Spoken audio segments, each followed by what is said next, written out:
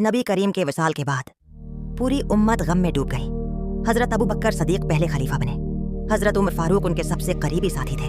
10 سال بعد حضرت ابو بکر نے وصیت کی، میرے بعد عمر کو خلیفہ بناؤ۔ 624 عیسوی میں حضرت عمر فاروق امت کے خلیفہ بنے۔ وہ اللہ کو جواب دہ کے خوف سے ڈر گئے تھے۔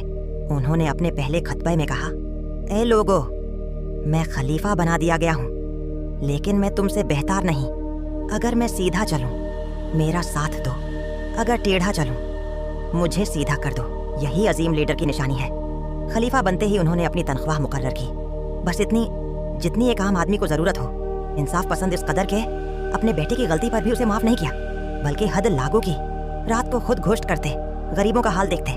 وہ فرماتے تھے، اگر دریائے فرات کے کنارے کوئی کتا بھی بھوکا مرا تو قیامت کے روز عمر سے پوچھا جائے گا۔